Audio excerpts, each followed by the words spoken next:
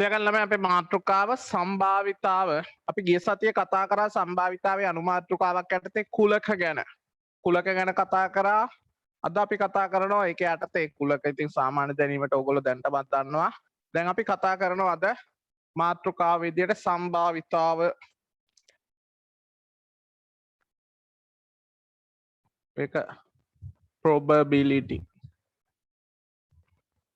ඉතින් මේ සම්භාවිතාව කියන එක ඇත්තටම දැන් සංඛ්‍යානි කියලා අපි කතා කරා මාපේ මධ්‍යස්ථයේ මධ්‍යයන්නේ ඊට එහා පැත්තේ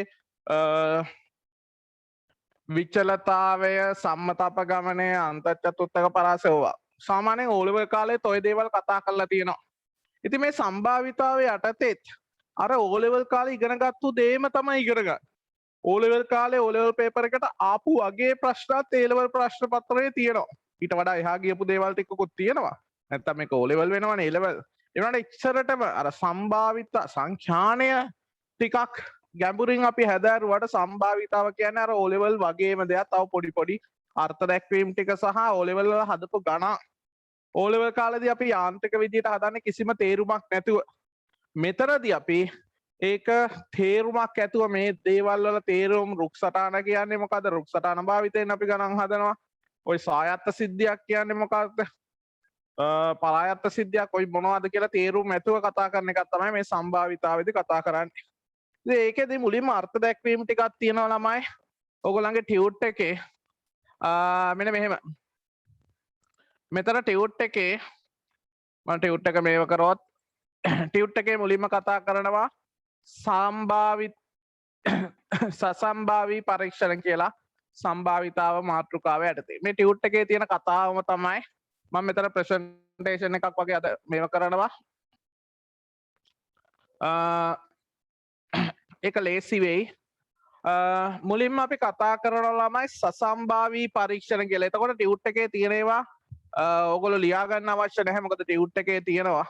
ඔයගොල්ලෝ ඕන නම් highlight කරගන්න අවශ්‍ය තැන්වලදී මෙතනදී මෙන්න මේ සසම්භාවී පරීක්ෂණ කියලා මාතෘකාව යටතේදී මෙතන කතා කරනවා යම් පරීක්ෂණයක් අත්‍යවශ්‍ය නොවෙනස් තත්ත්වය යටතේ අත්‍යවශ්‍ය නොවෙනස් තත්ත්වය යටතේ අත්‍යවශ්‍ය නොවෙනස් තත්ත්වය යටතේ නැවත නැවත සිදු කළ හැකි වන්නේ නම්ද පරීක්ෂණයේදී ලැබිය හැකි ප්‍රතිඵල වලින් සමන්විත වන කුලකය පරීක්ෂණයේදී නැවත නැවත සිදු කළ හැකි වන්නේ නම්ද පරීක්ෂණයේදී ලැබිය හැකි සියලුම ප්‍රතිඵල වලින් සමන්විත වන කුලකය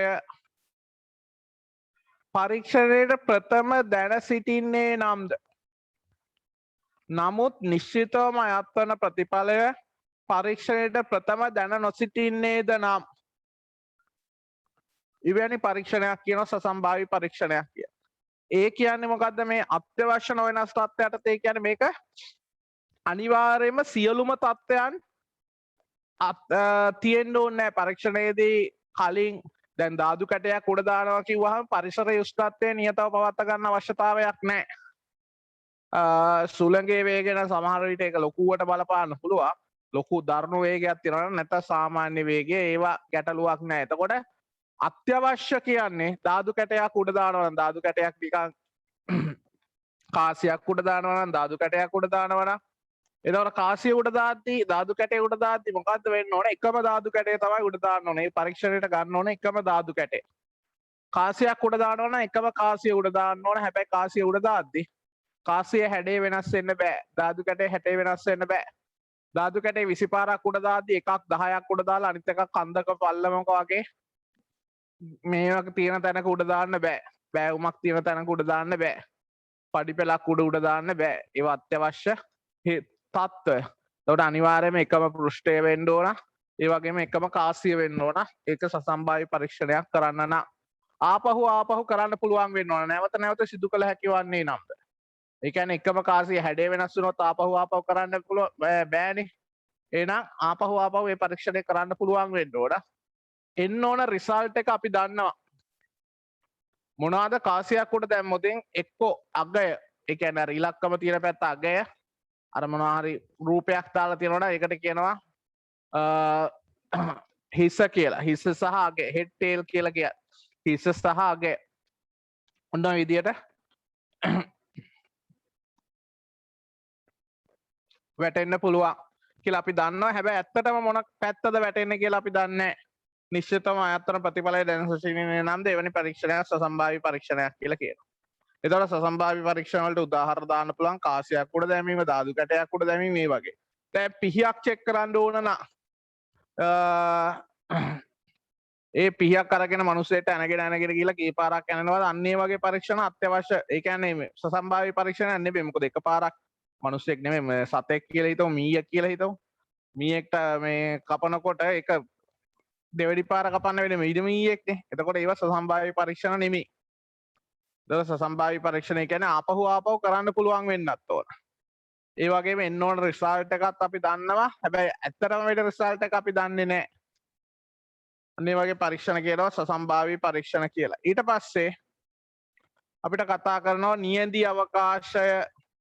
අන්න මේක ගොඩක් වැදගත් මාතෘකාවක්. ඔයි සසම්භාවි පරීක්ෂණ යටතේදී සම්භාවිතාව කියන මේ එකේදී මෙන්න මේ නියැදී අවකාශය කියන එක ගොඩක් වැදගත්.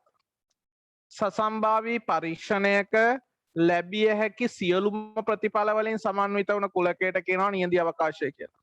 ඒ කියන්නේ සසම්භාවි පරීක්ෂණයට එන්න පුළුවන් සියලුම රිසල්ට් හැම ප්‍රතිඵලයක්ම ගත්තාම අන්න ඒ ප්‍රතිඵලය කුලකයක් ඇතුළට දැම්මාම අන්න ඒකට කියනවා නියැදී අවකාශය කියලා. ඒක S කියලා සංකේතනුත් පාවිච්චි කරනවා, ඔමෙගා කියලා සංකේතකනුත් පාවිච්චි කරනවා. එතකොට උදාහරණ විදියට ගත්තොත් කාසියක් උඩ දැම්මොත් මෙන්න මේ කාසියක් උඩ දැම්මොත් නියැදී අවකාශය විදියට ගන්න HT. H කියන්නේ හිස වැටීම, ඒ වගේම T කියන්නේ අගේ වැටීම. එතකොට කාසියක් උඩ දානවා නම් HT. 1 සිට 6 දක්වා සඳහන් වූ ධාතු කැටයක් උඩ දැමීම කියලා ගත්තොත්.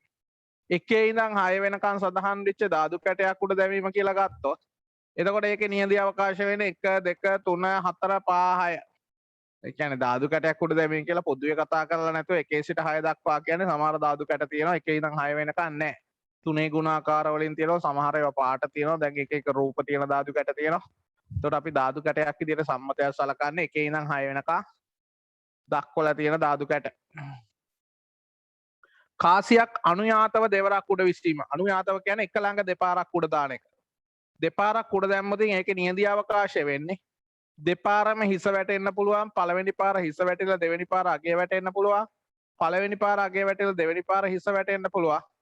දෙපාරම අගේ වැටෙන්න පුළුවන්. ඔන්න ඕක තමයි ඒකට අදාළව නියැදී අවකාශය වෙන්නේ. පැහැදිලිද ළමයි? ඔන්න ඔය විදියට නියැදී අවකාශය කියන එකක් අර්ථ දක්වනවා. මොකද්ද? සසම්භාවි පරීක්ෂණයක ලැබිය හැකි සියලුම ප්‍රතිඵල වලින් සමන්විත වන කුලකයට කියනවා නියැදී අවකාශය කියලා. එතකොට කාසියක් උඩ දැමීම HT වෙනකොට ධාතු කැටයක් උඩ දැමීමේ නියැදී අවකාශය 1 2 3 4 5 6 වෙනවා. කාසියක් අනුයාතව දෙවරක් උඩ විසි කිරීමේදී නියැදී අවකාශය වෙනවා HH HT TH සහ TT කියලා. දැන් මෙන්න මේ විදිහට ප්‍රසන්ටේෂන් එක යනවා. දැන් ඕගොල්ලොන්ට ඇත්තටම මේකෙදි බලා ගන්න ළමයි මේ විදිහට දැන් ඕගොල්ලෝ නෝට් එක මම කියවගෙන යනවා. සමහර වෙලාවට ඕගොල්ලොන්ට අතරමැදදී නිින්ද යන්නත් පුළුවන්. ඒක නිසා දැන් මෙතනදී මෙන්න මෙහෙම මේ එකක් තියෙනවා. ඕගොල්ලන්ට ටියුට් එකේ දැන් මම මේ විදිහට අර්ථ දැක්වීම කරගෙන ගියාට ඊට පස්සේ ඕගොල්ලන්ට තියෙනවා මෙන්න මේ අභ්‍යාස ටික. එතකොට මේ අභ්‍යාස ටික තව යටට ගියාම ඉස්සරහදී හමු වෙන්නේ. මම මේ දැනට කියනවා මේ අභ්‍යාසවලදී මේවට උත්තර ලියනකොට සම්පූර්ණයෙන්ම ඕගොල්ලන්ට කම්ප්ලීට් නෝට් එකක් හැදෙනවා. සසම්භාවි පරීක්ෂණයක් කියන්නේ කොහොමද? නියැදී අවකාශය අර්ථ දක්වන එක්සෑම් එකේදී එන්නේ නැහැ. ඕගොල්ලන්ට දැන් මම මේක හදලා තියෙන්නේ මේකේ වැදගත් ටර්ම්ස් ඕගොල්ලන්ගේ අත් අකුරින් නෝට් එකට දාගන්න ඕන නිසා. ඒක නිසා දැන් මේව ලියන්න ඕන නැහැ. මම දැන් කියනකොට ටියුට් එකේ මේ උඩ ඔක්කොම මේවට උත්තර තියෙනවා. ඒ වුණාට ඔයගොල්ලෝ නෝට් එක හෝම්වර්ක් කරනකොට අනිවාර්යයෙන්ම මෙන්න මේ ප්‍රශ්න වලට උත්තර දෙන්න. පළවෙනි ප්‍රශ්නේ සසම්භාවි 1 කියලා දාලා සසම්භාවි පරීක්ෂණ කියලා දාලා ඒ මාතෘකාව ලියන්න ඕන. එතකොට තමයි මේ නෝට් එක කම්ප්ලීට් වෙන්නේ සහ මේ කියන දේවල් 100% ඔලුවට යන්නේ. පැහැදිලිද ළමයි? අනිවාර්යයෙන්ම මේ දේවල් ඔයගොල්ලෝ කරන්න. හරි. දැන් අපි ඔන්න නියඳ අවකාශය අර්ථ දැක්වා. ඊට පස්සේ අපිට තියෙනවා සිද්ධි කියලා. සිද්ධියක් කියන්නේ මොකක්ද? සිද්ධියක් කියලා කියනවා මනා ලෙස අර්ථ දක්වනු ලබන නියඳ අවකාශයේ ඕනෑම උපකුලකයක් සිද්ධියක් කියලා කියනවා. හරි විදියට අර්ථ දක්වනු ලබන නියඳ අවකාශයේ ඕනෑම උපකුලකයක් සිද්ධියක් කියලා කියනවා. දැන් උදාහරණයක් ගත්තොත් කාසියක් උඩ දැමීම S කියන්නේ නියඳ අවකාශය කියන්නේ HT. එතකොට මේකේ තියෙන උපකුලක හතරක්. ඒ කොහොමද? එතකොට මෙතනදී අපි කතා කරන ප්‍රධාන වශයෙන්ම දැන් යම් කිසි නියඳ අවකාශයක සිද්ධීන් n ප්‍රමාණයක් තියෙනවා නම් කුලකයක සිද්ධීන් n ප්‍රමාණයක් කුලකයක අවයව n ප්‍රමාණයක් තියෙනවා නම් ඒකේ උපකුලක තියෙන්නේ දෙකේ n ප්‍රමාණයක්. අවයව දෙක නම් උපකුලක ගාන දෙකේ වර්ගයයි. අවයව තුන නම් උපකුලක ගාන දෙකේ ඝනයයි 8යි. අවයව හතර නම් උපකුලක ගාන දෙකේ 4යි. ඒ කියන්නේ 16යි. එතන අවයව දෙකයි උපකුලක 4යි තියෙන්නේ. එතකොට මෙන්න මේව තමයි මේකේ උපකුලක. H වෙන්න පුළුවන්, T වෙන්න පුළුවන්, HT දෙකම වෙන්න පුළුවන්, අභිශුන්‍ය කුලකයක් වෙන්න පුළුවන්. සාමාන්‍යයෙන් උපකුලක කියන එක කුලකවලදී අර්ථ දක්වන්නේ සම්භාවිතාවේදී නෙමෙයි. දැන් මෙතන කතා කරන්නේ සිද්ධි ගැන.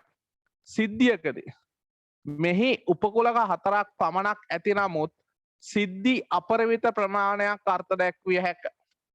සිද්ධි අපරිමිත ප්‍රමාණයක් අර්ථ දක්වන්න පුළුවන්. මෙන්න මේ විදිහට. නියඳ අවකාශ HT මම A කියලා ගන්නවා හිස වැටීම. එතකොට A සමානයි H. B කියලා ගන්නවා අගේ වැටීම. එහෙනම් B කියන්නේ සංගලවරණ ඇතුලේ T වැටීම. C කියලා ගන්නවා හිස හෝ අගේ වැටීම. හිස වැටෙන්නත් පුළුවන්, එහෙම නැත්නම් අගේ වැටෙන්නත් පුළුවන්. ඒක HT මේ දෙකෙන් ඕනම එකක් වැටෙන්න පුළුවන් කියන කතාව. ඊට පස්සේ D කියලා කියනවා හිස හා අගේ වැටීම. නේ? හා කියලා කිව්වොත් ඒකේ තේරුම තමයි දෙකම එකපාර වැටෙනවා. හැබැයි කාසියක් එකපාරක් විතරයි උඩ විසි කරනවා කියලා කිව්වේ. එහෙනම් ඒකේ මෙතන B නෙමෙයි, sorry මෙතන printing mistake එකක්. මෙතන අගේ C වෙන්න ඕන.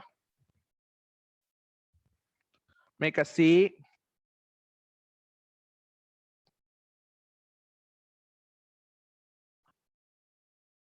මේක C ඒ වගේම මේක D. ඔන්න ඔය විදියට එනවා.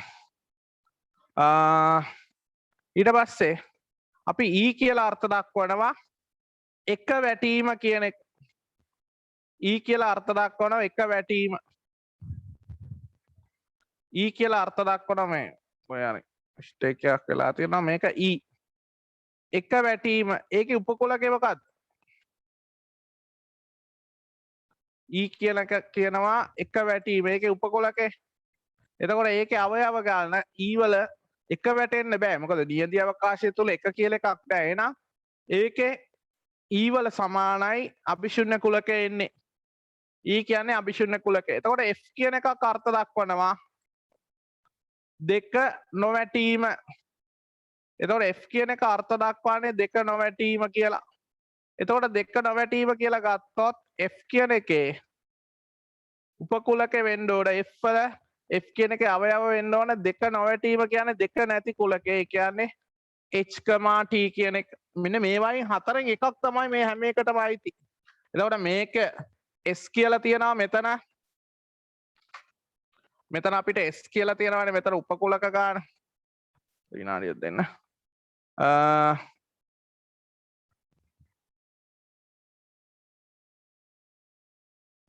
මෙතන S කියලා තියෙනවා මේ උපකුලක ගන්න. ඒකෙන් S කියලා තියෙනවා HT.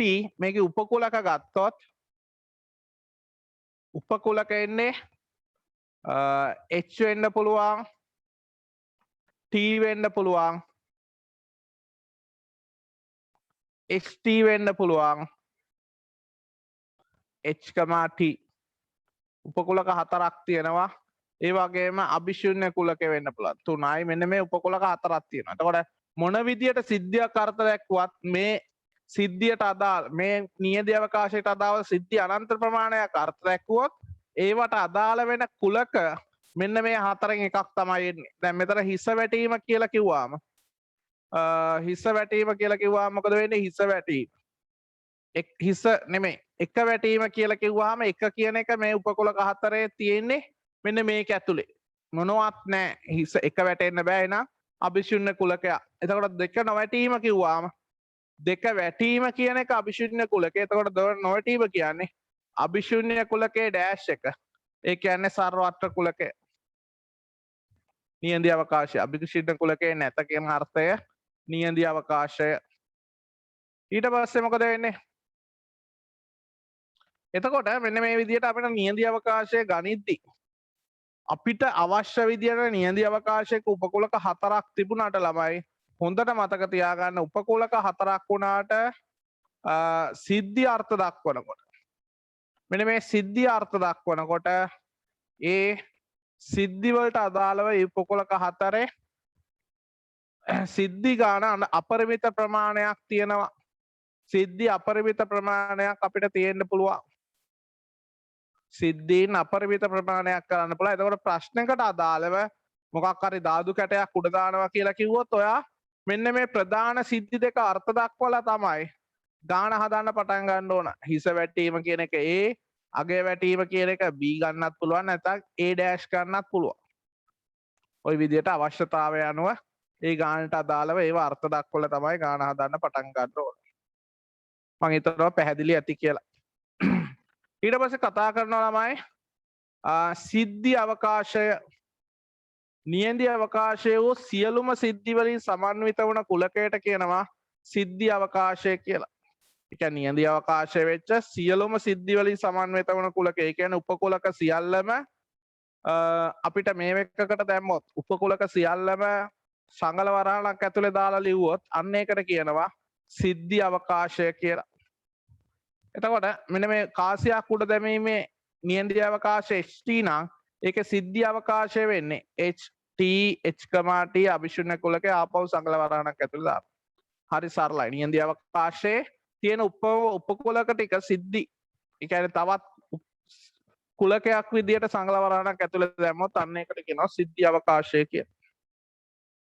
එතකොට අපිට දැන් ප්‍රධානම මාතෘකාව විදියට ආවේ නියන්දී අවකාශය සහ සිද්ධියක් කියන එක. ඊට පස්සේ මෙතන කියනවා සරල සිද්ධි. සරලම සිද්ධියක්, කුඩාම සිද්ධියක් කියන අදහස. පවතින සිද්ධියක් බවට තව දුරටත් විභේදනය කළ නොහැකි සිද්ධි සරල සිද්ධි වේ කියලා කියනවා. පවතින සිද්ධියක් බවට තව දුරටත් ඒ කියන්නේ තව දුරටත් කඩන්න බෑ. අභිශුන්‍ය කුලකේ නෙමෙයි. මොකද පවතින සිද්ධියක් කියලා කියනවනේ. පවතින සිද්ධියක් බවට තව දුරටත් කඩන්න බැරි පොඩිම සිද්ධියකට කියනවා සරල සිද්ධි කියලා. කාසියක් උඩ දැම්මොත් නියන්දී අවකාශය HT තියෙනවා සරල සිද්ධි දෙකයි. ඒ මොකද හිස වැටීම අගය වැටීම. ධාතු කැටයක් උඩ දැම්මොත් නියන්දී අවකාශයේ අවයව 6ක් තියෙනවා. එතකොට මේකෙදි ඇත්තටම උපකුලක තියෙනවා 2/6 වෙනි බලයක්. ඒ වගේම සිද්ධි තියෙනවා අපරිමිත ප්‍රමාණයක්. හැබැයි සරල සිද්ධි තියෙන්නේ 6යි. සරල සිද්ධි තියෙන්නේ 6යි. මොකද එක වැටීම, දෙක වැටීම, තුන වැටීම, හතර වැටීම, පහ වැටීම, හය වැටීම කියලා සිද්ධි 6ක් අර්ථ දැක්වුවොත් අන්න ඒ සිද්ධි වලට තමයි කියන්නේ සරලම සිද්ධි කියලා. අභිශුන්‍ය කුලකේ නෙමේ අවයව එකක් විතරක් තියෙන සිද්ධි වලට කියනවා සරල සිද්ධි කියලා. එහෙම සරල සිද්ධි 6ක් තියෙනවා. ඒ සරල සිද්ධි වලට තව නමක් විදිහට කියනවා සුගම සිද්ධි කියලා. සරල සිද්ධිම තමයි මේ සුගම සිද්ධි කියලා භාවිතා කරන්නේ.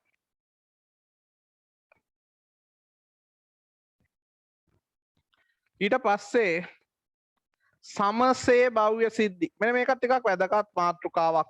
සමසේ භව්‍ය සිද්ධි. නියන්දී අවකාශ වූ සරල සිද්ධි සියල්ල සිදුවීමට සමාන හැකියාවක් පවත්නා. නියන්දී අවකාශ වූ සරල සිද්ධි සියල්ල සිදුවීමට සමාන හැකියාවක් තියෙනවා නම් අන්න ඒවට කියනවා සමසේ භව්‍ය සිද්ධි කියලා. සමාන හැකියාවක් තියෙනවා නම් ඒවා සමසේ භව්‍ය සිද්ධි වේ කියලා සරල සිද්ධි අර්ථ දක්වන සමසේ භව්‍ය සිද්ධිය අර්ථ දක්වන. නිරවශේෂ සිද්ධි මේ හැඳින්වීම අර්ථ දැක්වීම විතරයි. මේවා ගණන් හදන්න ගොඩාක් කලාතුරකින් ඕන වෙන්නේ නිකන් දලා අදහසක් ගන්න ඕන එකයි මේක කියාගෙන යන්නේ. මේවා අවශ්‍යයි. අවශ්‍ය නැත්තම් නොකිය යනවනේ. අවශ්‍යයි. ඒ වුණාට ගණන් හදනකොට අත්‍යවශ්‍ය දේවල් මම බෝඩ් එකේ ලියලා ඒක ඔප්පු කරලා තමයි ගානට යන්නේ. බය වෙන්න එපා. නිරවශේෂ සිද්ධි සිද්ධි කිහිපයක මේලය නියඳි අවකාශයට සමාන වේ නම් එය නිරවශේෂ සිද්ධි වේ. සිද්ධි කීපයක මේලය නියඳි අවකාශයට සමාන වේ නම් එය නිරවශේෂ සිද්ධි වේ. මේ හැම දෙයක්ම ළමයි මෙන්න මේ හැම දෙයක්ම ඔයගොල්ලන්ගේ ටියුට් එකේ තියෙනවා. මේ කියන කතාව ඔයගොල්ලෝ ඒක නිසා අවධානය විතරක් තියාගෙන ඉන්න.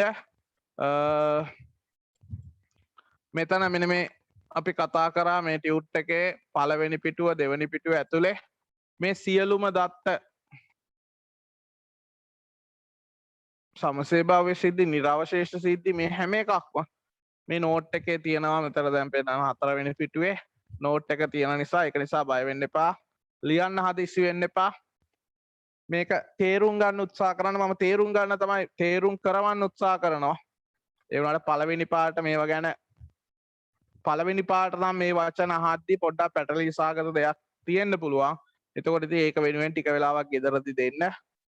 මෙන්න මේ කියන කතාව මොනවද කියලා ආපහු බලන්න. අර ප්‍රශ්න වලට උත්තර දෙද්දි මේවා ආපහු ලියවෙන නිසා ඒක ගැටලුවක් වෙන එකක් නෑ. ස්වායත්ත සිද්ධි එකිනෙක මත බලපෑම් ඇති නොකරන සිද්ධි වලට තමයි ස්වායත්ත සිද්ධි කියන්නේ. මම එයාගෙන් ස්වායත්තව කටයුතු කරනවා. මම මේ සිද්ධිය ඒ කියන්නේ මේ එක ස්වායත්තයි කියන්නේ ඒ එක දෙයකට යටත් නොවි ඒකට බලපෑමක් ඇති නොකරන සිද්ධියක් තමයි ස්වායත්ත සිද්ධියක් කියලා කියන්නේ. එතකොට උදාහරණයක් ගත්තොත් කාසියක් දෙපාරක් උඩ දැම්මොත් පළවෙනි පාරේ එන රිසල්ට් එක දෙවෙනි පාරට බලපාන්නේ නැහැ.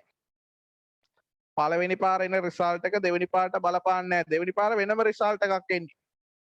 එතකොට අන්න ඒ වගේ දේවල් ස්වායත්ත සිද්ධි කියලා තියෙනවා. දැන් කාන්තාවකට ළමයි දෙන්නෙක් හමු වෙනවා කියලා හිතමු. ළමයි ලැබෙනවා. එතකොට පළවෙනි එක්කෙනා පළවෙනි ළමයා පිරිවීම දෙවෙනි ළමයාට බලපාන්නේ නැහැ. ඒක වෙනස්ව සිද්ධ වෙන එක ස්වායත්තයි කියලා තමයි අපි සලකන්නේ. එතකොට මෙතන කාසියක් දෙවරක් උඩ විසිකිරීමේදී පළමු වර සිරස වැටීමත් දෙවන වර අගේ වැටීමත් ස්වායත්ත වේ. පළවෙනි පාර සිරස වැටෙන එක දෙවෙනි පාර අගේ වැටීමට බලපෑමක් නැහැ. නමුත් කාසියක් එක්වරක් පමණක් උඩ විසිකිරීමේදී සිරස වැටීම පළවෙනි පාර සිරස වැටෙන එකයි ඒ පළවෙනි පාරම අගේ වැටෙන එකයි. මොකද එක පාරයිනේ උඩ දාන්නේ. එතකොට එක පාරක් උඩ දානවා නම් පළවෙනි පාර සිරස වැටීම සහ පළවෙනි පාර අගේ වැටීම එකවර සිද්ධ වෙන්න බෑ. ඒ කියන්නේ ඒක ස්වායත්ත නෑ. ඒක කොහොමත් එකපාර වෙන්න බෑ. ඊට පස්සේ කතා කරනවා අන්‍යෝන්‍ය වශයෙන් බහිෂ්කාර සිද්ධි. මෙන්න මේ අන්‍යෝන්‍ය වශයෙන් බහිෂ්කාර සිද්ධි. මොකද්ද මේ අන්‍යෝන්‍ය වශයෙන් බහිෂ්කාර සිද්ධි කියලා කියන්නේ? මෙතන මේ ස්වායත්ත සිද්ධිත් මෙතන පොඩියට දාලා තියෙන එක ඕන වෙන නිසා මේ අන්‍යෝන්‍ය වශයෙන් බහිෂ්කාර සිද්ධි ගැන කතා කරා. එක විට සිදුවිය නොහැකි සිද්ධි වලට කියනවා අන්‍යෝන්‍ය වශයෙන් බහිෂ්කාර සිද්ධි කියලා. ස්වායත්ත සිද්ධි කියන්නේ මොකද්ද? ස්වායත්ත සිද්ධි කියන්නේ ළමයි එකිනෙක මත බලපෑම් ඇති නොකරන සිද්ධි වලට තමයි ස්වායත්ත සිද්ධි කියලා කියන්නේ. එකිනෙක මත බලපෑමක් ඇති නොකරන සිද්ධි එකක් මත අනිත් එක බලපාන්නේ නැහැ. ඒක වුණත් අනිත් සිද්ධිය සිදුවීමට ඒක සම්බන්ධයක් නැහැ. ඒක උනත් එකයි නොඋනත් එකයි. එතකොට අන්‍යෝන්‍ය වශයෙන් බහිෂ්කාරය කියන්නේ මේක ආවාබා කියලා අපි කෙටි කරලා ලියනවා. කියවන්නේ අන්‍යෝන්‍ය වශයෙන් බහිෂ්කාරය කියලා තමයි කියන්නේ. ලියද්දී අපි ආවාබා කියලා කියන ඩොට් දාන එක. මොකද මේක ටිකක් දිග නිසා. එක විට සිදුවිය නොහැකි සිද්ධි වලට කියනවා අන්‍යෝන්‍ය වශයෙන් බහිෂ්කාරය කියලා. එකපාර වෙන්න බෑ. කාසියක් උඩ දැමීමේදී කාසියක් එකපාරක් විතරක් උඩ දානවා නම් හිස වැටෙන එකයි අගේ වැටෙන එකයි එකපාරක් විතරක් එකවර වෙන්න බෑනේ. එකපාරක් විතරක් උඩ දානවා නම් සිරස වැටීම අගේ වැටීම එකවර වෙන්න බෑ. අන්න එහෙනම් ඒකට කියනවා අන්‍යෝන්‍ය වශයෙන් බහිෂ්කාරය කියලා.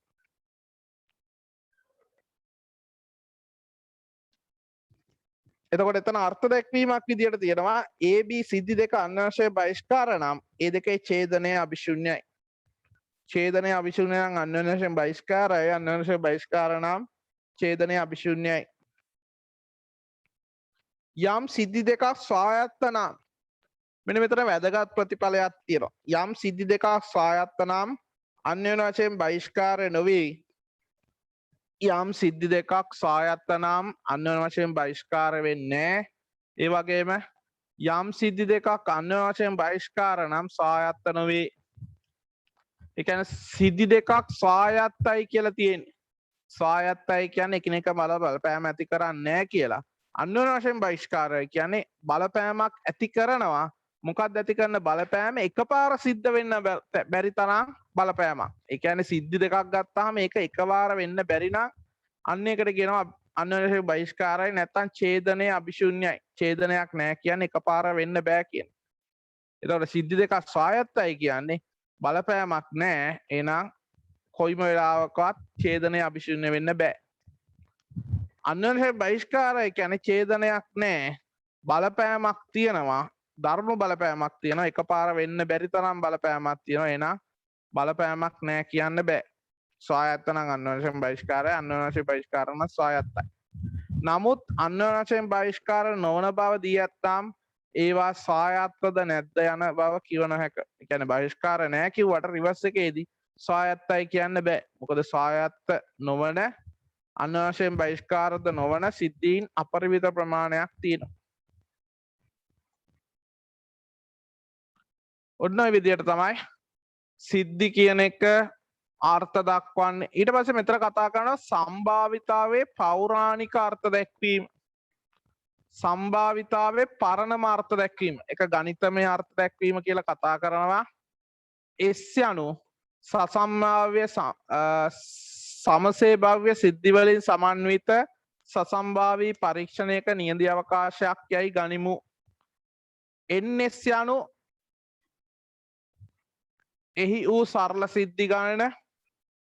කැපිටල් A කියන්නේ නියඳි අවකාශයේ වූ ඕනෑම සිද්ධියක් නම්ද NA යනු එහි සරල සිද්ධි ගණනද නම් කැපිටල් A සිද්ධිය සිදුවීමේ සම්භාවිතාව PA යන්න NA බෙදීම NS ලෙස අර්ථ දක්වනවා. ඔන්න ඕකට තමයි කියන්නේ සම්භාවිතාවේ ගණිතමය අර්ථ දැක්වීම කියලා.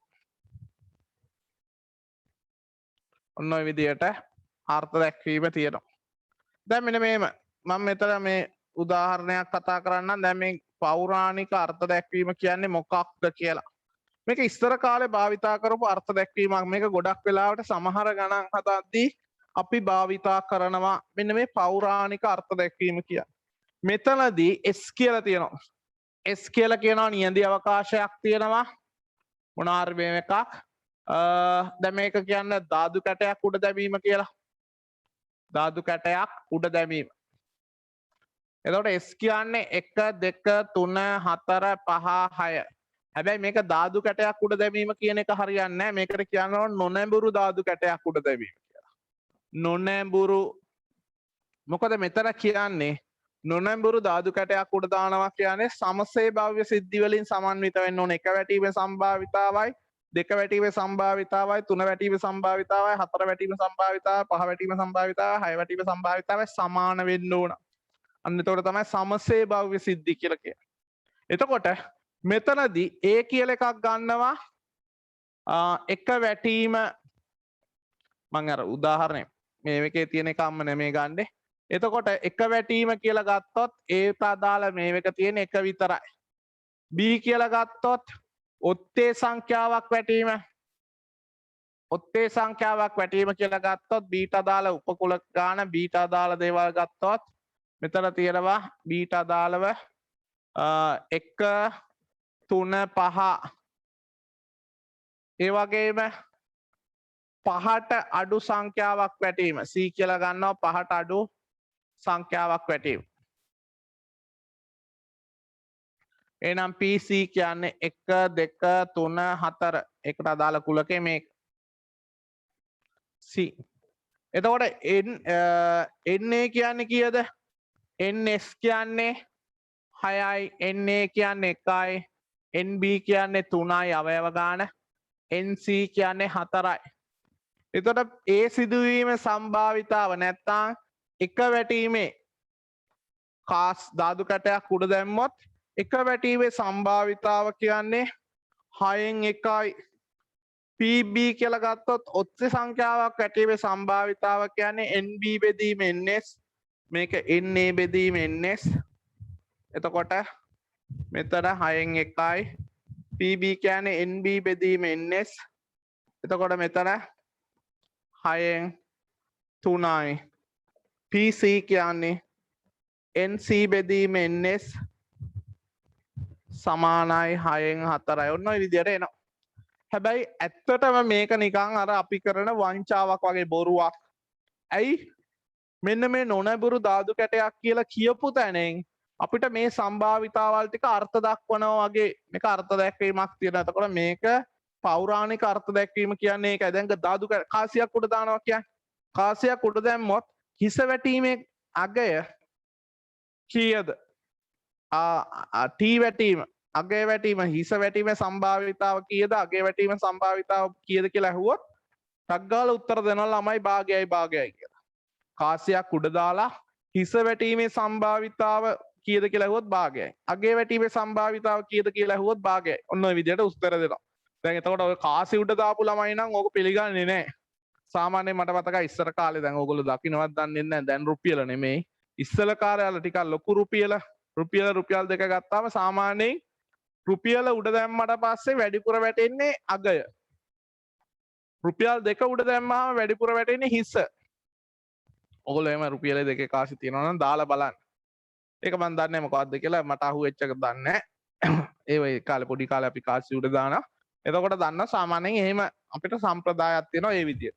එතකොට දැන් හිස වැටීමේ සම්භාවිතාව කියලා කිව්වොත් භාගයයි කිව්වොත් වැරදි. ඇයි? අපි දන්නේ සම්භාවිතාවක් කියන එක මෙන්න මේ විදියට ගන්න බෑ. මේ විදියට ගන්න නම් මොකද්ද කරන්න ඕන? ඒක දත්තයක් දෙන්න ඕන. නොනැඹුරු කාසියක් උඩ දැමීම කියලා. එතකොට නොනැඹුරු කාසියක් උඩ දැමී කියලා දත්තයක් දුන්නොතින් විතරයි සම්භාවිතාව අපිට ගණනය කරන්න පුළුවන්. එතකොට නොනැඹුරු කාසියක් උඩ දානවා කියලා දත්තයක් දෙනවා කියන්නේ වක්‍රානුකූලව ඒ නියඳි අවකාශයේ සමසේභාව්‍ය සිද්ධි වලින් සමන්විත වෙනවා කියලා කියන ගමන්ම කියනවා හිස වැටීම භාගයයි අගය වැටීම භාගයයි. ඒ කියන්නේ සමසේභාව්‍යයි කියලා කියන්නේ. නොනැඹුරු කියලා කියපු ගමන් ඒ කියන්නේ දත්තයක් විදියට දීලා හිස වැටීම භාගයයි අගය වැටීම භාගයයි. ඉතින් හිස වැටීම යා නොනැඹුරුද කියලා කොහොමද හොයාගන්නේ? නොනැඹුරුද කියලා හොයාගන්නේ පරීක්ෂණාත්මකව. එතකොට කොයිම වෙලාවකවත් මූලික සම්භාවිතා අපිට අර්ථ දැක්වීමකින් ගන්න බෑ. ඔක තමයි පළවෙනිම බේසික්ම තියරිය. ඕනෑම සම්භාවිතාවක් අපිට අර්ථ දැක්වීමෙන් ගන්න බෑ. මේ විදිහට ගණනය කරලා ගන්න බෑ. ඒකට සූත්‍ර නෑ. එතකොට මූලික සම්භාවිතා කිහිපයක් දුන්නට පස්සේ ඒක ඇසුරෙන් වෙනත් වෙනත් සම්භාවිතාවන් ගණනය කිරීමේ හැකියාව අපිට තියෙනවා. එතකොට දැන් ඔයා කියන්න එපා සර් මෙතන සම්භාවිතාවක් දීලා නෑ.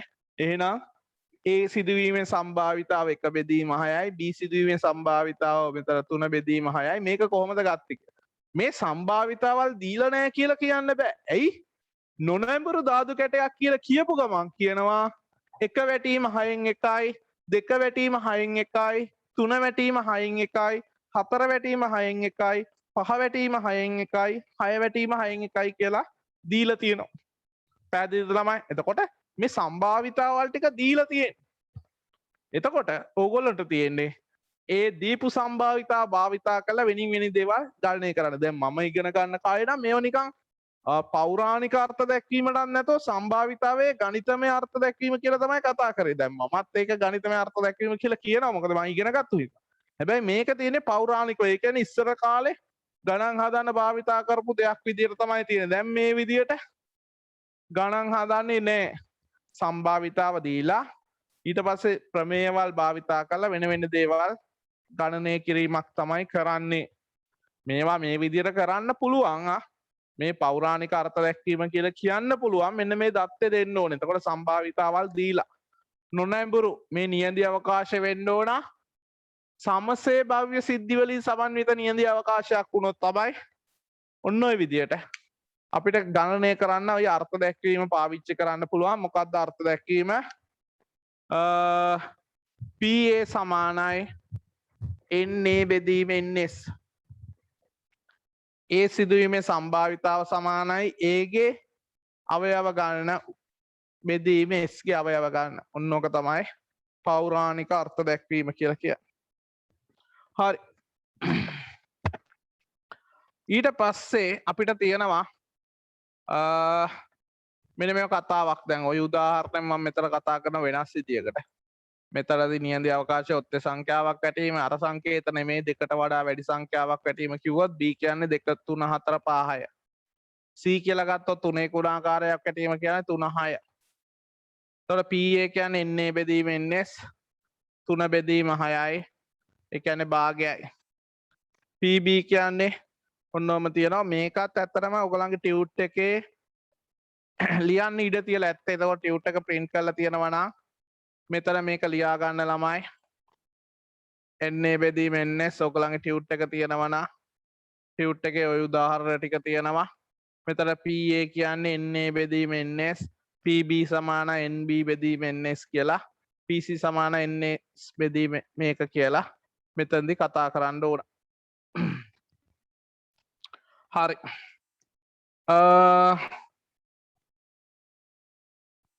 එතකොට ළමයි එක ඔයගොල්ලෝ ලියා ගන්න ප්‍රසන්ටේෂන් එක බලලා pb කියන්නේ na බෙදීම ns සමානයි 3 බෙදීම 6යි භාගයයි. pb සමාන nb බෙදීම ns සමානයි 4 බෙදීම 6යි. ඒව නැත්තම් 2 බෙදීම 3යි. pc කියන්නේ nc බෙදීම ns nc කියන්නේ 2 බෙදීම 6යි. ඒව නැත්තම් 1 බෙදීම 3යි. ඔන්න ඔය විදිහට සම්භාවිතාවේ ගණනය කිරීම අපිට කරන්න පුළුවන්. හරිද ළමයි? ඊට පස්සේ මෙන්න වැදගත්ම ටොපික් එකක් එනවා. ඊට පස්සේ එනවා වැදගත්ම ටොපික් එකක් සම්භාවිතාවේදී භාවිතා වන ප්‍රත්‍යක්ෂ කියලා. මේක දරුවෝ ඇත්තටම මැත්ස් වල කතා කරන අර්ථ දැක්වීම. එතකොට මම මුලදීම කතා කරා මේ සම්භාවිතාව කියන්නේ මැත්ස් පාඩමක් නෙමෙයි කියලා. එතකොට මේ සම්භාවිතාව කියන්නේ මැත්ස් පාඩමක් නෙමෙයි නා. මේ අර්ථ දැක්වීම කියලා දෙකක් මෙතන නැහැ. එතකොට සම්භාවිතාවේදී භාවිතා වන ප්‍රත්‍යක්ෂ කියලා කියනවා. ඒ කියන්නේ නිශ්චිතවම සිද්ධ වෙන දේවල්. ඒකේ ප්‍රධාන අවස්ථා තුනක් කතා කරනවා. ස්ථීරභාවී ප්‍රත්‍යක්ෂය සහ ධනවීම ප්‍රත්‍යක්ෂය. ඊට පස්සේ කතා කරනවා මේ ආකලනය පිළිබඳ ප්‍රත්‍යක්ෂ තුනක් කතා කරනවා. ලියා ගන්න මාතෘකාවක් ඔයගොල්ලන්ගේ පිටුව මෙතනට වෙනකම් බලන්න කියලා දාන්න නෝට් එකේ සියලුම දේවල් ලියන්න නැතුව හිටියොත් නිකන් ඔයගොල්ලෝ නිදා ගන්නවා. මටත් පොඩ්ඩක් නිදිමත වේගෙන වගේ ඩා. ඉතින් එතකොට ඔයගොල්ලෝ ඩිස්ප්ලේ එක දිහා බලාගෙන ගියාම කොහොමද දැන්ටමත් නිදි ඇති. නිදි ළමයි අත උස්සන්න බලන්න. කියපු ගමන් මම දන්න ඔක්කොම අත උස්සනවා කියලා. හරි. ඊට පස්සේ අපි ලියමු ලියා ගන්න මාතෘකාවක්. මුලින්ම ලියා ගන්න සම්භාවිතාවේදී මෙතන සම්භාවිතාව කියලා පාඩම ලිව්වානේ. ඒකේ යටතේ පිටුව 1 සිට 5 දක්වා බලන්න. 1 සිට නෙමෙයි ඇත්තටම 4 සිට 5 දක්වා. 1 ඉඳන් 5 වෙනකන් 1 ඉඳන් 4 වෙනකන් 3 වෙනකන් තියෙන කුලකනේ. පිටුව 4 සිට 5 දක්වා බලන්න. ටියුට් එක බලන්න. ඊට පස්සේ ලියා ගන්න ළමයි මාතෘකාවක්.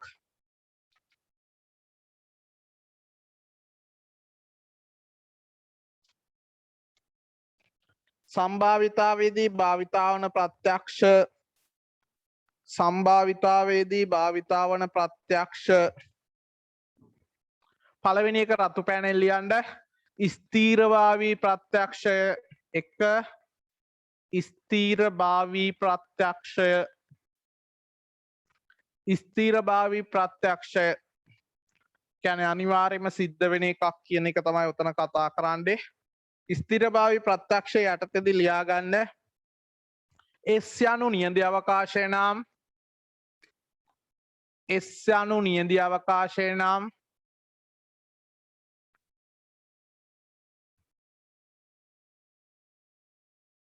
PS සමාන 1. ඒ කියන්නේ ලොකුම එක සිද්ධ වීමේ සම්භාවිතාව එක නියඳ අවකාශය කියන්නේ යම්කිසි පරීක්ෂණයක ලැබිය හැකි සියලුම ප්‍රතිඵල වලින් සමන්විත වූ සසම්භාවී පරීක්ෂණයක ලැබිය හැකි සියලුම ප්‍රතිඵල වලින් සමන්විත වුණු කුලකය තමයි නියඳ අවකාශය කියලා කියන්නේ. එතකොට PS වල අගය සමානයි 1යි. PS සමාන 1යි කියලා කියනවා. ඔකට තමයි කියන්නේ ස්ථීරභාවී ප්‍රත්‍යක්ෂය කියලා. පැහැදිලිද? ඔන්න ඕක එක ඕක මතක තියාගන්න. මතක තියාගන්න පුළුවන්ද? ඔව් පුළුවන් ඉතින්. සාමාන්‍ය දෙයක්. එතකොට සම්භාවිතාවේදී මෙතන එන වැදගත් ප්‍රතිඵලය තමයි සම්භාවිතාවේ උපරිම අගය එකයි. සමහර වෙලාවට ළමයි එකට වඩා වැඩි අගයන් දානවා. ඒ කියන්නේ මම වුණත් මට හොඳටම මතකයි. මම මේ සමහරට කියලාත් නැතුව ඇති මට හොඳටම මතක මේකක් තියෙනවා. ඒ කියන්නේ ඒ කාලේ දැනුම මදිකම අපේ ඉස්කෝලෙන් එකන් ගියා 10 වසරේ 11 වසරේ මුල් හරියේදී වගේ මේ අර ගණන් දැනුම මිනුම තරගයකට කලාප මට්ටමින් එහෙම තරගයකට එක්කන් ගිහලා ෆස්ට් රවුන්ඩ් එක අපි දිනුවා. අපේ ඉස්කෝලේ ළමයි සෙට් එක දිනුවා. මමයි තව ළමයෙකුයි ගියේ. වැඩකාරයෝ වගේ කොමාරි දිනුවා. දෙවෙනි මේ ඊට පස්සේ තව ඉස්කෝලේක වෙනම ගිහිල්ලා තව හොඳම පලාතේ හොඳම ඉස්කෝලත් එක්ක ඊට පස්සේ දෙවෙනි තරගයක් තිබුණා. මේ තරගේ සම්භාවිතාව ගානකුත් තිබුණා. ඕලෙවල් කාලේ දැනුමෙන්. එතකොට මේ සම්භාවිතාව ගාන මම හදලා ඉවරලා මට උත්තරේ එනකොට මේ මට ආවේ 1 ගානක් උත්තරේ. ඉතින් මං කොයි හරි වරද්දලා. ඉතින් මම මේ කාලේ වෙනකොට දන්නේ සම්භාවිතාව කියන එක එකට වඩා වැඩි අගයන් එන්න බෑ කියලා. ඉතින් එතකොට පොඩිනේ 11 වසර කියන්නේ එච්චරම ලොකු වයසක් නෙමෙයිනේ. ඉතින් මට හොඳට මතකයි. මට 1 ගානක් ළමයිට 7 බෙදීම් 5 වගේ ඒක නම් ෂුවර් නෑ මොනවා හරි එකට වඩා වැඩි අගයක් තමයි උත්තරය ආවේ. ඊට පස්සේ උත්තරේ හරි කියලා මේ ඔයගොල්ලෝ ආවට පස්සේ බැලින්න ඒ උත්තරේ ඉන්න විදියක් නෑ. ඉතින් ඒක පහු කාලේ ඉන්නව තමයි මම දැනගත්තේ. ඒ කාලේ දැනුමෙන් නෑ. ඉතින් තාමත් සමහර එලව කරන ළමයි පවා දන්නේ සම්භාවිතාවට තියෙන උපරිම අගය එකයි කියලා. දැන් මම O level කරන කාලේ මේ වැරද්ද කරේ. ඒ නිසා ඔයගොල්ලෝ දැන් මතක තියාගන්න මම කරපු වැරද්ද ඕගොල්ලෝ කරන්න එපා. හැබැයි මම A level වල නෙමෙයි කරේ. A level වලදී මම ගොඩාක් ආස පාඩමක් තමයි මේ සම්භාවිතාව සංඛ්‍යාන කියන්නේ. ඇත්තටම මේක ඇති දෙයක් නෑ ලේසි. ආසාවෙන් ඉගෙන ගත්ත නිසා ආපහු බලන්න දෙයක්වලුත් නෑ. සමහර වෙලාවට අර්ථ දැක්වීම පවා මතකයි. මේක ගලාගෙන යෑමක් තියෙනවා. මේ ගලාගෙන යෑම තියෙනකොට ඕක ස්ටෙප් බයි ස්ටෙප් සමහර ඇප්ලයිඩ් පාඩම් කරද්දී මුල් කාලේ කරනකොට එහෙම මට ඒ කියන්නේ කියවගෙන තියරි ටික කතා කරගෙන යන්න බෑ. දැන් නම් ඉතින් ගොඩක් වෙලාට 98ක් 100%ක්ම වගේ තියරි ටික ඔක්කොම ඔළුවේ තියෙනවා. ඒක ලියාගෙන යන්න පුළුවන්. එනකොට මේ සම්භාවිතාව කියන එක ඒ කාලේ ඉඳන් මට ගොඩාක් ලේසි පාඩමක්.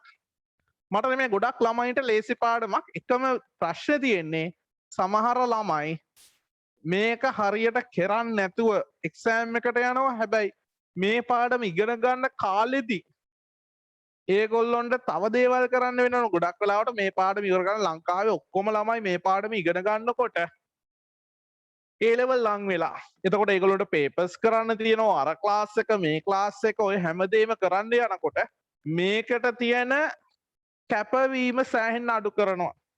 ඉතින් එහෙම මේ පාඩමට කැපවීම අඩු කරන ළමයි ඉන්නවා නම් ඉතින් මම නම් කියන්නේ මේ පාඩම අතහැරලා දාන්න. ඕගොල්ලොන්ට සාධාරණයක් එක්සෑම් එකේදීත් කරලා තියෙනවා.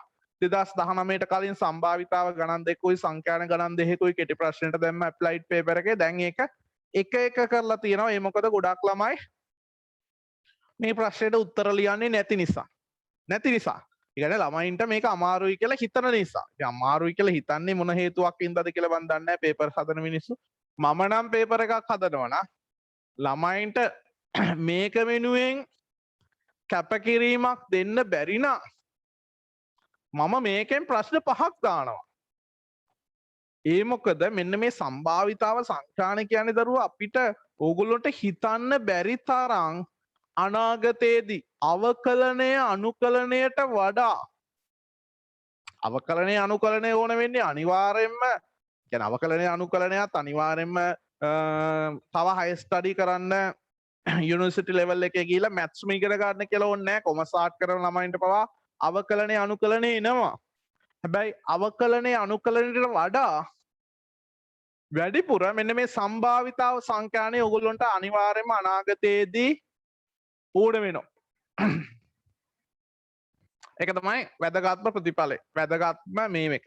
සමහර ළමයි දැන් යුනිවර්සිටි එකට යනවා. දැන් මම යුනිවර්සිටි එකට ගියේ මම ඉංජිනේර් නෙමෙයිනේ කරේ. ඔයගොල්ලෝ දන්නවා. මම කරේ ෆිසිකල් සයන්ස්. එතකොට සමහරු මූණ ඇද කරගන්නවා ෆිසිකල් කරපුවා.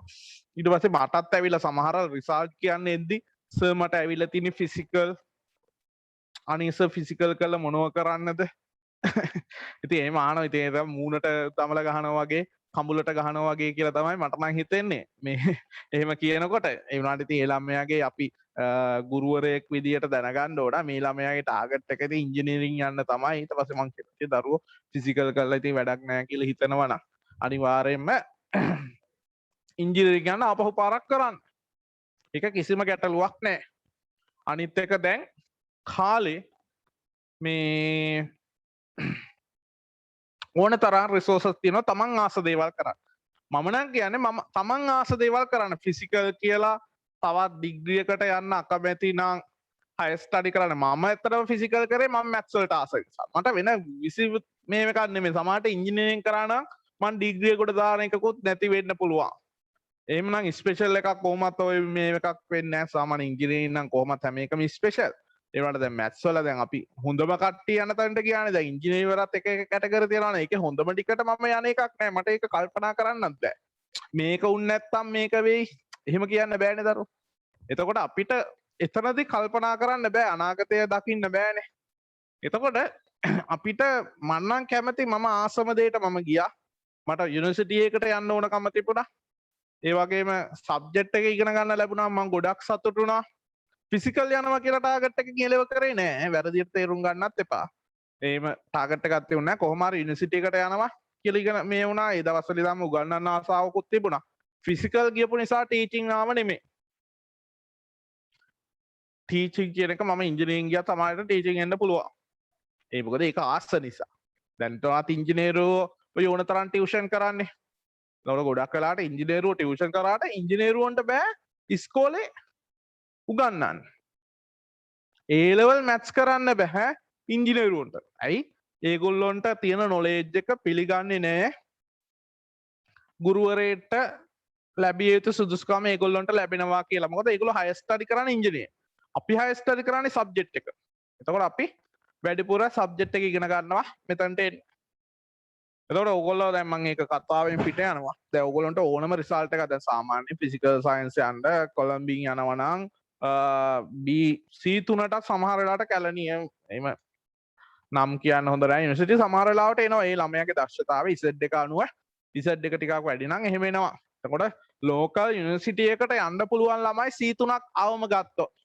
එතකොට ඕගොල්ලන්ගේ රිසල්ට් එක බලන්න මෙන්න මේ රිසල්ට් එක මම ටාගට් කරනවා. එහෙනම් යුනිවර්සිටි එකට යන්න පුළුවන් කියලා. ඒ යුනිවර්සිටි එකට ගියොත් මෙන්න මේ සබ්ජෙක්ට් අනිවාර්යයෙන්ම ගොඩක් වැදගත්.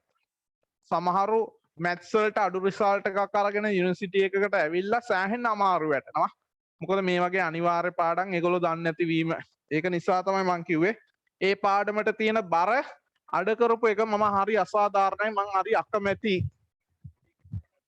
බර අඩු කරලා ළමයින්ට ඒකට තියෙන අනාගතේ ඒගොල්ලන්ගේ අමාරුවේ දැමීමක් තමයි තියෙන්නේ. ඒකට බර අඩු කරලා මේ ළමයින්ව වෙන වෙන පාරවල් වල යවන්න උත්සාහ කරන එක ගැටලුවක් නෑ. දැන් ඉතින් කරලා තියෙන්නේ ඕගොල්ලන්ට අවශ්‍ය නම් මේ පාඩමට කැප වෙන්න අමාරු නම් වෙන පාඩමක් කරගන්න. ලොකු ප්‍රශ්නයක් නෑ. එතකොට එහෙම වුණොත් සාමාන්‍යයෙන් මේ ප්‍රශ්නේ කරන්න ඕනේ නෑ දෙවෙනි කොටස. හැබැයි මේක ගොඩක් ලේසි ප්‍රශ්නයක්. සෑහෙන ලේසියෙන් වෙලාව විනාඩි 15කින් 20කින් විතර විනාඩි 15කින් විතර සම්භාවිතාව සංඛ්‍යානේ ගාන හදන්න පුළුවන් කියන එක තමයි මගේ හැඟීම. A level paper එකේ වෙලාව ඉතුරු කරගන්න තියෙන තැන. ඉතින් ඒක සම්පූර්ණ ගානක් විදියට තියෙන්නේ. අපි යමු ඉස්සරහට. මේකේ තියෙනවා පළවෙනියට කතා කරා ස්ථිරභාවී ප්‍රත්‍යක්ෂය කියලා. දෙවෙනි මාතෘකාව 2 ලියා ගන්න ප්‍රත්‍යක්ෂ 3ක් තියෙනවා කියලා කිව්වානේ. දෙවෙනි එක ධනවීමේ ප්‍රත්‍යක්ෂය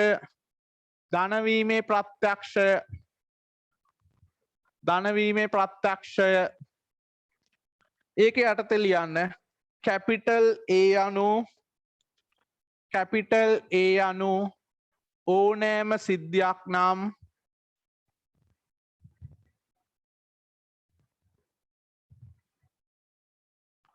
PA විශාල හෝ සමානයි බිඳුවයි. ඕනෑම සිද්ධියක් සිදුවීමේ සම්භාවිතාව විශාල හෝ සමානයි බිඳුවයි. මෙන්න මේකට තමයි ධන වීමේ ප්‍රත්‍යක්ෂයක් කියන්නේ. ඒ කියන්නේ සම්භාවිතාවකට ඍණාංගයක් ඉන්නේ නැහැ. ධන වීමේ ප්‍රත්‍යක්ෂය කියලා කියන්නේ ඕනෑම සම්භාවිතාවක් බිඳුව හෝ ඊට වඩා වැඩි. සම්භාවිතාවක් ඍණ වෙන්නේ නැහැ කියන එක තමයි මෙතනින් කියන්නේ. ඒ කියන්නේ අර්ථ දැක්වීමක් කවදාවත් වෙන්නේ නැහැ. මේක වෙන්නේ කොහොමද කියලා හිතන්න එපා. මේක අනිවාර්යයෙන්ම ප්‍රත්‍යක්ෂයක් කියලා කියන්නේ අනිවාර්යයෙන්ම සිද්ධ වෙන දෙයක් අර්ථ දැක්වීමක්ම තමයි. කවදාවත් සම්භාවිතාවක් ඍණ වෙන්න බෑ. පැහැදිලිද? ඔන්න ඕක තමයි එන්නේ. එතකොට මෙන්න මේ රිසල්ට් දෙක අරගත්තාම ඕනෑම සම්භාවිතාවක් බිඳුවට වඩා වැඩි උපරිමගේ එකයි කියලා කියනවා. නියඳි අවකාශ ඒ කියන්නේ ස්ථිරභාවී ප්‍රත්‍යක්ෂය කියන්නේ නියඳි අවකාශ සිදුවීමේ සම්භාවිතාව එකයි. එහෙනම් මෙයාගේ උපරිමගේ එකයි. එකට වඩා වැඩි එකක් නෑ. නියඳි අවකාශයට වඩා ලොක්ෙක් නෑ.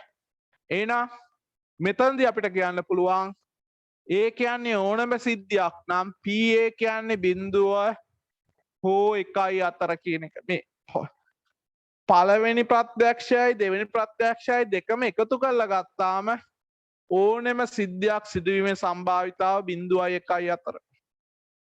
ඔන්න ඔකට තමයි ඕකත් වැදගත් ප්‍රතිඵලයක් මතක තියාගන්න. මේක සමහර වෙලාවට සම්භාවිතාව ගණන් වල අසමානතා ඔප්පු කරන්න එනවා. එතකොට මෙන්න මේ ප්‍රත්‍යක්ෂ දෙකෙන් එන මෙන්න මේ සමීකරණය මේක පළවෙනි ප්‍රත්‍යක්ෂයයි දෙකම එකතු කරලා ගත්තාම තමයි මේ පොදු සමීකරණයක් එන්නේ. ඕනෙම සම්භාවිතාවක් 0.1 අතර. පැහැදිලිද? ඔන්න ඔය විදිහට ඔයගොල්ලෝ ලියා ගන්න.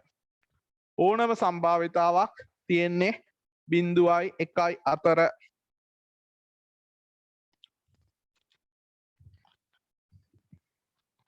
ඊට පස්සේ තුන්වෙනි එක කතා කරනවා මාත් එක්කම ලියන්න. 3 ආකලනය පිළිබඳ ප්‍රත්‍යක්ෂය. ආකලනය පිළිබඳ ප්‍රත්‍යක්ෂය.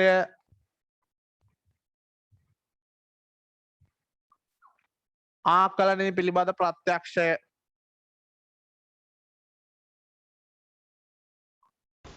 මේකෙදි කතා කරන්න මෙන්න මේම දෙයක්.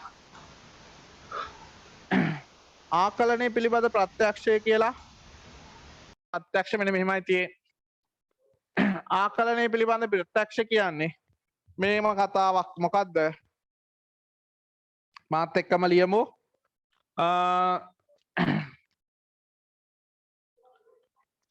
කැපිටල් A හා B අනු අන්‍යෝන්‍ය වශයෙන් බහිෂ්කාරය. ඒ කියන්නේ A ඡේදනය B කියන්නේ අභිශුන්‍යයි. ඡේදනයක් නැහැ කියන එක තමයි අන්‍යෝන්‍ය වශයෙන් බහිෂ්කාරය කියන්නේ. A හා B අනු අන්‍යෝන්‍ය වශයෙන් බහිෂ්කාරය සිද්ධි දෙකක් නම් අන්‍යෝන්‍ය වශයෙන් බහිෂ්කාර සිද්ධි දෙකක් නම් P A මේලය B සමානයි PA ධන PB වේ. ඔන්න ඕකට තමයි කියන්නේ ආකලනය පිළිබඳ ප්‍රත්‍යක්ෂය. ඒ කියන්නේ ඡේදනයක් නැත්තම් ඒ සිද්ධි දෙකේ මේලය සිදුවීමේ සම්භාවිතාව A සිදුවීමේ සම්භාවිතාව ධන B සිදුවීමේ සම්භාවිතාව වෙනවා කියලා කියන්නේ. ඡේදනයක් නැත්තම් මේ කතා කරන්නේ ඡේදනයක් නැති අවස්ථාවක්. AB කියන්නේ අන්‍යෝන්‍ය වශයෙන් බහිෂ්කාර සිද්ධි දෙකක් නේ. මේක වෙන් රූප සටහනක ලකුණු කරලා තිබුණොත් A කියන එක මෙහෙම තියෙනවා B කියන එක මෙහෙම තියෙනවා. ඇයි? A දෙන්නගේ අතර ඡේදනයක් නැහැ. එහෙනම් මේ දෙන්නගේ මේලය සිදුවීමේ සම්භාවිතාව කියන්නේ PA සිදුවීමේ සම්භාවිතාව දාන PB සිදුවීමේ සම්භාවිතාව. ඔන්න ඔකට තමයි කියන්නේ ආකලනය පිළිබඳ ප්‍රත්‍යක්ෂය කියලා. ඕකෙන් මෙහෙම එකක් ඕගොල්ලෝ O level කාලෙත් ගත්තති මං හදිස්සි වෙලා මම කියන්නම් මේක තේරෙන්නේ නැත්නම් ගැටලුවක් කරගන්න එපා. A මේලය B කියන්නේ PA ධන PB ඍණ PA ඡේදනයේ B කියලා ඉස්සරහට ඉගෙන ගන්නවා. O level කාලෙත් අපි ඉගෙන ගත්ත සූත්‍රයක් තියෙනවා. ඔන්න ඔය සූත්‍රේ. එතකොට මේක නෙමෙයි මේ. මේකෙදි කියන්නේ ඡේදනීය බිඳුවක් වුණොත් මෙන්න මේ දේ වෙනවා කියලා. මේකට කියන්නේ ආකලන නියමය කියලා. මම මේක දැන් ඊළඟට කතා කරනවා. මේක පටලවා ගන්න එපා. මේකට තමයි ආකලනය පිළිබඳ ප්‍රත්‍යක්ෂ කියන්නේ. එතකොට ඒක විශේෂ හැම සිද්ධියකටම නෙමෙයි. මේ සිද්ධිය නියඳි අවකාශයට. මේ කියන්නේ ඒ කියන්නේ ඕනෑම සිද්ධියක් නම් මේක. මේක ආකලනය පිළිබඳ ප්‍රත්‍යක්ෂයේ තියෙන කන්ඩිෂන් එකක් ඇතුව මොකද්ද? A හා B අනු අන්‍යෝන්‍ය වශයෙන් බහිෂ්කාර සිද්ධි දෙකක් තමයි. ඒකට ඡේදනයක් නැති සිද්ධි දෙකක් නම් ඒ දෙකේ මේලේ සිදුවීම සම්භාවිතාව සමානයි PA ධන PBV කියන එක. ඔන්න ඔතන තමයි ඒකේ කතාව තියෙන්නේ. ඔන්න ඔය ටික ලියා ගන්න ඕන ඔයගොල්ලන්ගේ නෝට් එකේ. ඔක ටියුට් එකෙත් තියෙනවා. ඒ වුණාට ඕක නෝට් එකක් විදියට ලියා ගමු.